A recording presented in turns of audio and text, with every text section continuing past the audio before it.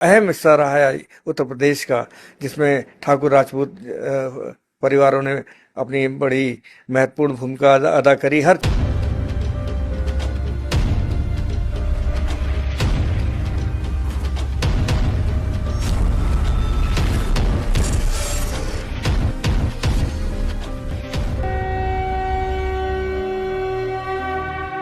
नमस्कार, जय श्री राम।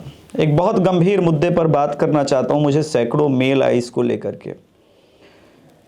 अजीत भारती भाई सही है, गलत है, इन सब मुद्दों पर मैं बात आज रखना चाहता हूं। अजीत भारती भाई को समझाओ अभिषेक तिवारी। मैं अजीत भारती भाई मेरा मित्र है, इसका मतलब ये नहीं कि मैं उसे समझाऊं। क्यों समझाऊं? पहले मैं ये तो मान लूं कि वो पूरी तरह से गलत है, मुझे कोई कन्विंस तो करे। यूजीसी का विरोध था, मैंने यूजीसी का विरोध किया। मैंने भविष्य की राह को देखते हुए यूजीसी के विरोध पर अपने विरोध को कम किया। ठीक है, नरेंद्र मोदी जी और योगी आदित्यनाथ जी महाराज के साथ मैं खड़ा हूं, यह भी यथार्थ है। किंतु इसका यह मतलब नहीं कि मैं अपने मित्र के अपमान को भूल जाऊंगा ना। अजीत भारती भाई की माता दिवंगत हो गई कुछ दिन पहले, और जब वो इस शोक में था तो उससे पहले उसने यूजीसी के ऊपर कई वीडियोस बनाए थे। तब समझ में लोगों को नहीं आ रहा था कि अजीत भारती भाई को कैसे रोका जाए या हैंडल किया जाए। मैंने देखा जो अपने आप को संघ का और बड़े बड़े तुर्रम खान फन्ने खान बने फिरते हैं, उन्होंने अजीत भारती भाई की माता को गाली दी, कहा खा जाऊंगा, चाट जाऊंगा, खत्म कर दूंगा। बेटा ऐसा है कि बेगूसराय के जिधर से अजीत भाई रहते हैं ना, खा तो वामपंथी नहीं पाए उस जमाने में जब पूरी तरह से लालू प्रसाद यादव का संरक्षण था।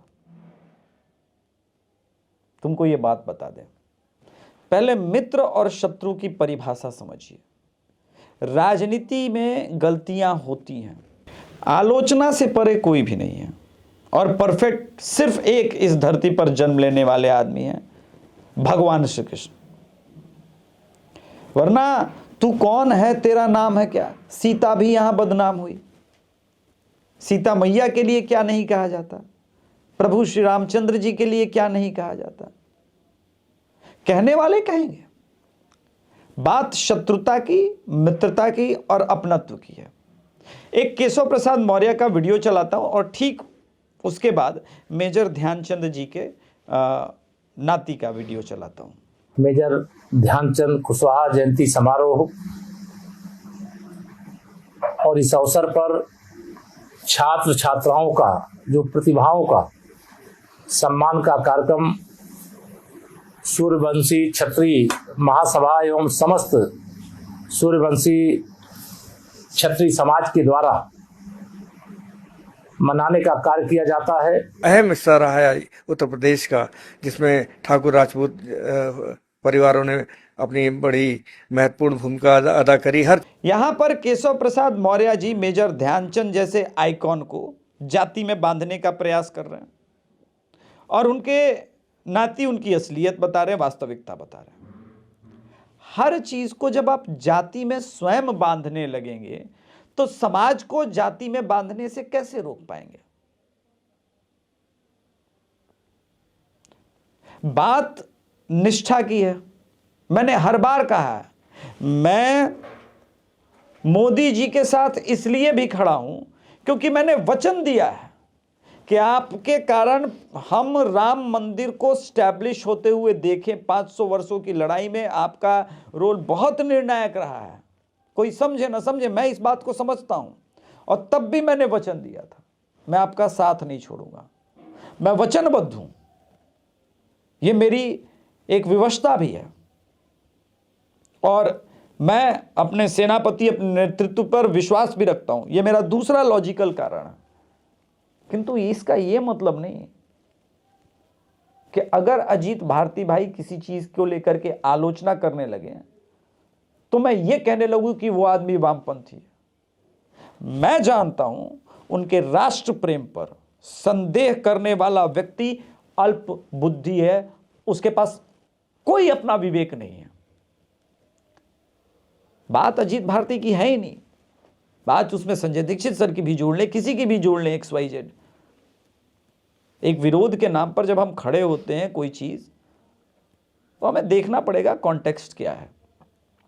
दूसरी बात, लगातार अजीत भारती भाई को प्रोवोक करने वाले इसी तरफ के तो लोग थे। क्यों प्रोवोक कर रहा है? वो एक बात कह रहा है, सही गलत है, उस पर एक सार्थक विमर्श कर लीजिए, वो अलग बात है। किंतु अगर आप सार्थक विमर्श के जगह आप स्वयं को कहते हैं मैं इस संगठन से हूं और चाट जाऊंगा, खा जाऊंगा की जो बात करते हैं, तो मुझे कोई ये बताए फिर आप कहां रह गए संघ के? संघ तो सार्थक विमर्श में बात करता है। और दूसरी बात, कोई परम पूजनीय बोलेगा, कोई नहीं भी बोलेगा, यह आवश्यक नहीं है, वो आपका बंधुआ मजदूर नहीं है। मैं संघ प्रमुख जी बोलता हूं, आदरणीय बोलता हूं, अजीत भारती की कुछ व्यक्तिगत अनुभव कड़वे हैं, वो नहीं बोल रहा है। आप फोर्स नहीं कर सकते, दोनों के बीच का अंतर समझिए। इसी अजीत भारती के वीडियोस को किसने ट्वीट नहीं किया? मैं बड़े नेता की बात कर रहा हूं, इनके चाटुकारों को छोड़ देते हैं, बड़े बड़े प्रवक्ताओं की बात करता हूं। मैं किसी का नाम नहीं लेना चाहता, हाथ जोड़ के किसी दिन ट्विटर के इनबॉक्स में दिखा देंगे ना कि कितने भारतीय जनता पार्टी के प्रवक्ता इनबॉक्स में ये करते थे कि भैया मेरा पोस्ट रिट्वीट कर दो, तो बहुत सारे IT सेल के लोगों को चिढ़ आ जाएगी। और मैंने आज तक उसके लिए ये नहीं कहा, क्योंकि मुझे भी लगता था कि नहीं, ये टेक्निकली सही बात है, इसको प्रचारित करना चाहिए। ये म्यूचुअल है, ये म्यूचुअल रिस्पेक्ट भी है, ये आदर भी है, सम्मान भी है। उसी प्रकार से सामने वाले का भी आदर और सम्मान तो है। किसी की माता जी का अगर आप अपमान करेंगे और आप उससे यह भी अपेक्षा करेंगे कि अभिषेक तुम रोको, मैं कौन होता हूं रोकने वाला? देखिए, मित्रता जो है ना, उसके कई आयाम होते हैं, कई दृष्टिकोण होते हैं। हम और अजीत भारती भाई एक विचारधारा की डोर से जुड़े, यह वास्तविकता है। हम मित्र हैं तो न तो अजीत भारती को मैं लाखों रुपए दे रहा हूं, ना अजीत भारती मुझे लाखों रुपए दे रहा है। यह मित्रता का भाव एक्सपेक्टेशन पर नहीं है, आप इस बात को समझिए। और सिर्फ अजीत भारती भाई के लिए बात नहीं कर रहा हूं, यही बात मैं गर्वित भाई के लिए भी कर सकता हूं, उनके बड़े भैया के लिए भी कर सकता हूं। अंकुर भाई को मैं सबके सामने भैया बोलता हूं।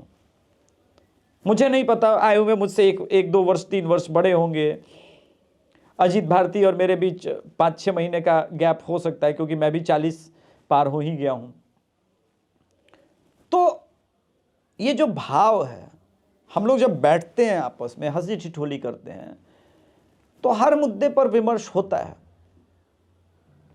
किंतु मैंने यहां पर देखा कि सामने वाले जो अपने आप को बड़े बड़े पदों पर बैठने का ये करते हैं, तो आपका दायित्व भी तो बहुत बड़ा था। वो चुप नहीं हो रहा था तो आप चुप हो जाते, कहते कोई बात नहीं, 4 दिन बोल देने दो, अपना ही लड़का है, अपना ही भाई है, अपना ही मित्र है। 2 मित्रों के बीच लड़ाई का कारण क्या होता है? क्योंकि दोनों मित्र में से एक के प्रति जो है, ये बहुत बड़ा रीजन मैं आपको बता रहा हूं, 2 मित्रों में से एक को अपना स्वार्थ हमेशा त्यागना पड़ेगा, तब मित्रता बनी रहेगी। यही कलयुग में मित्रता की परिभाषा है। स्वार्थ नहीं होना चाहिए। तो मुझे यह बताइए, अपना स्वार्थ भी नहीं त्यागेंगे, अपना घमंड भी नहीं त्यागेंगे, ईगो भी नहीं त्यागेंगे, तो जो लोग अजीत भारती को आज वामपंथी बोल रहे हैं, मैं ये जानना चाहता हूं, आपने अजीत भारती के वीडियो स्वयं क्यों ट्वीट किए थे?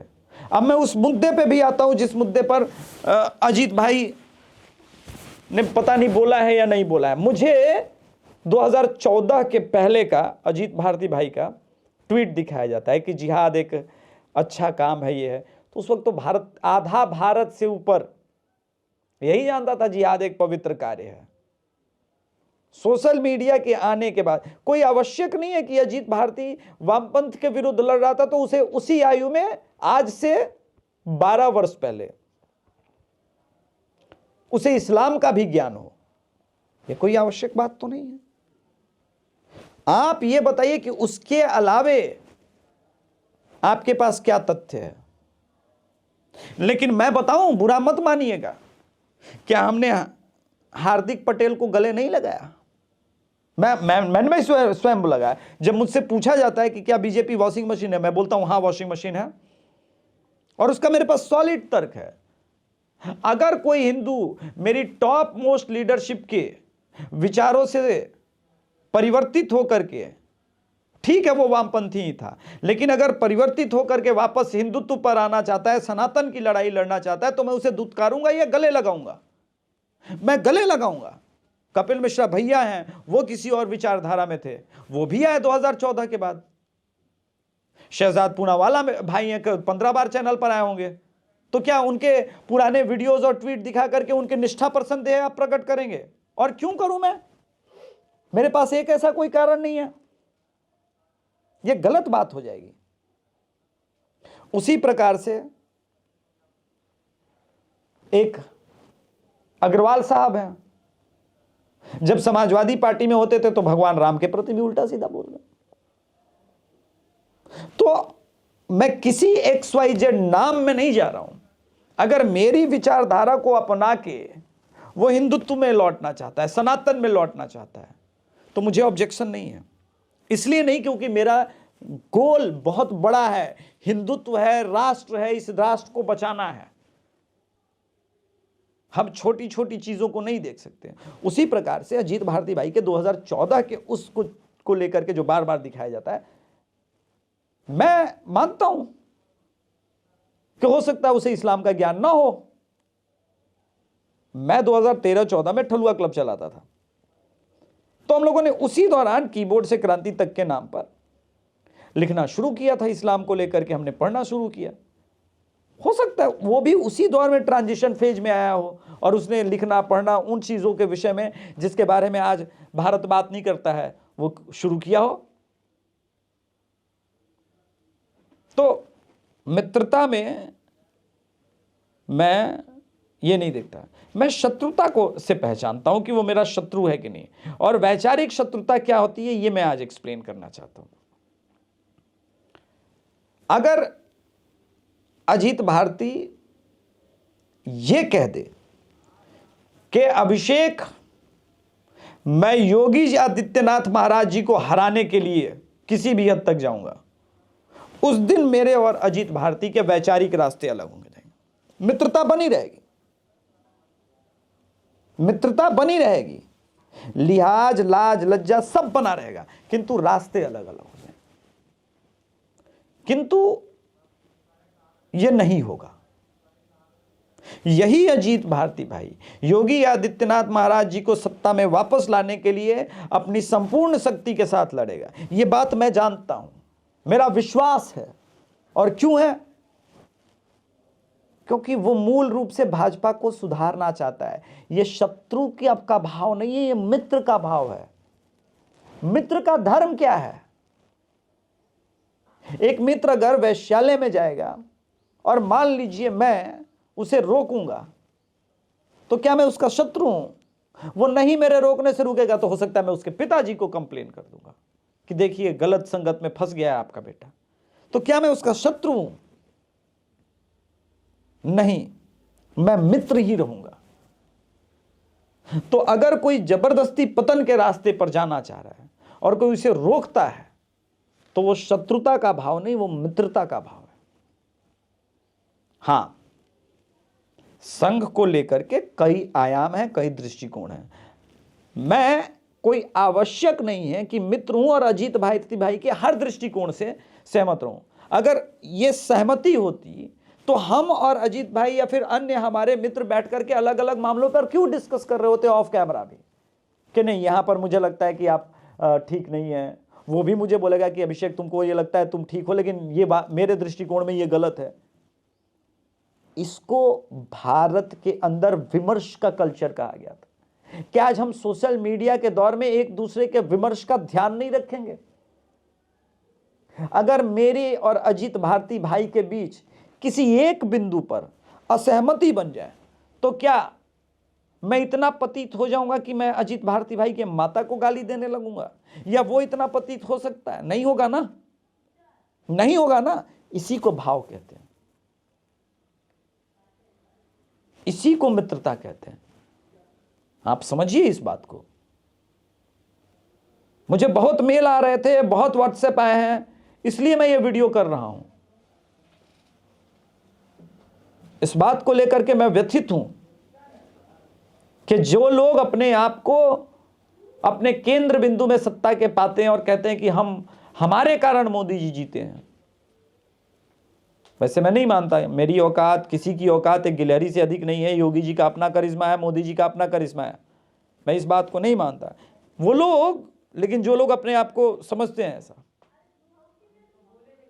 वो अजीत भाई के माता जी तक पहुंचे। ये अपराध है, मौलिक अपराध, नैतिक अपराध दोनों है, और ये याद रखा जाएगा,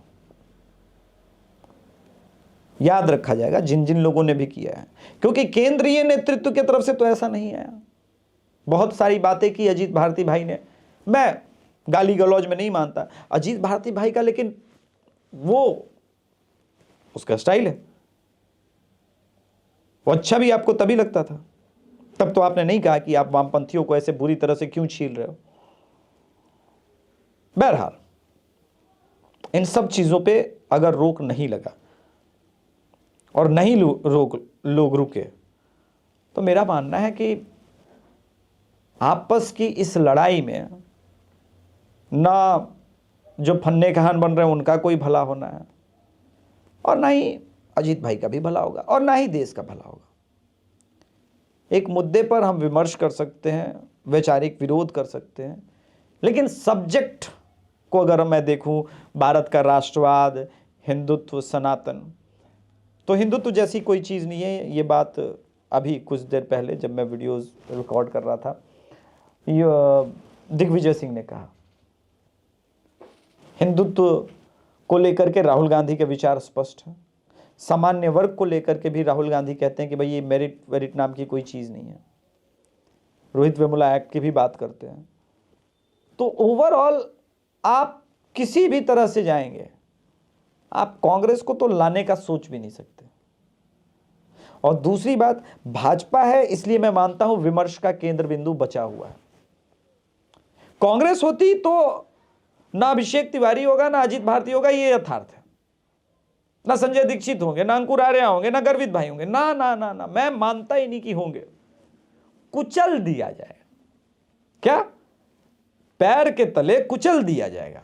हमारी आवाज को दबाई नहीं जाएगी, हमारी जबान, हमारी जिह्वा खींच ली जाएगी कांग्रेस के द्वारा। अभी आप देखिए कर्नाटका में हेट स्पीच को लेकर के एक बिल आया, तेलंगाना में आया, वो मोस्टली किस लिए था? इसलिए कि आवाज को दबाया जाए हेट स्पीच के नाम पर। क्योंकि जो स्वयं प्रियंक खड़गे इरेडिकेट सनातन धर्म को इंडोर्स करता हो, उस स्टेट में इस बिल का कोई महत्व ही नहीं है।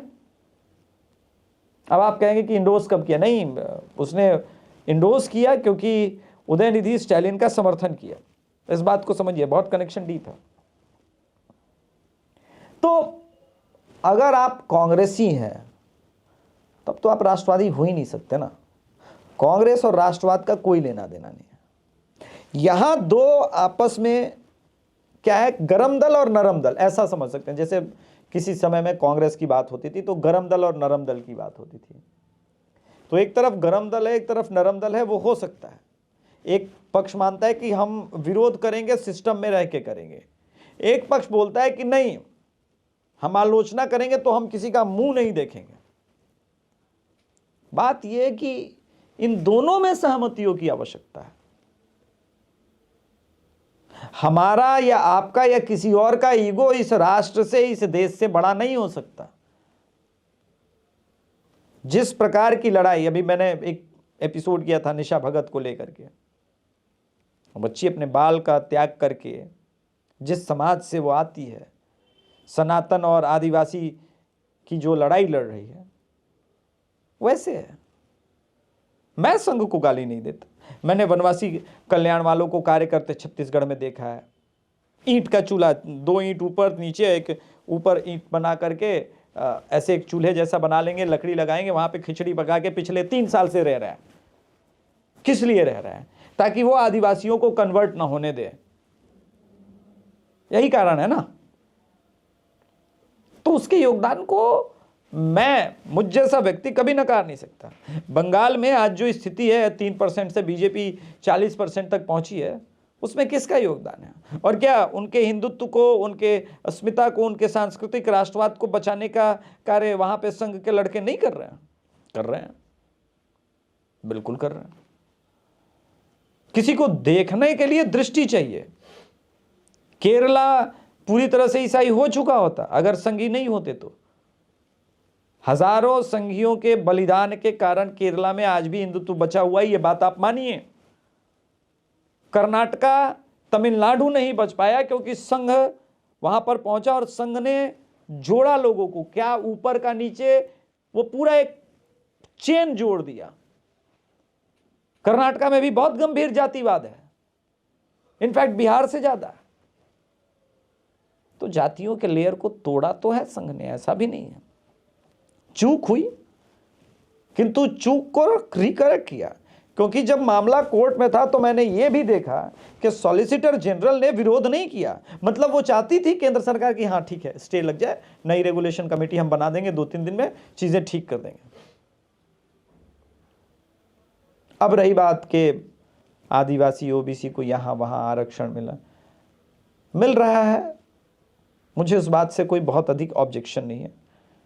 वो इसलिए नहीं है क्योंकि इसमें बहुत सारा कास्ट सिर्फ कोयरी, कुर्मी, यादव नहीं है। बहुत सारे ओबीसी को मैं जानता हूं जिनको एक पुश की आवश्यकता है।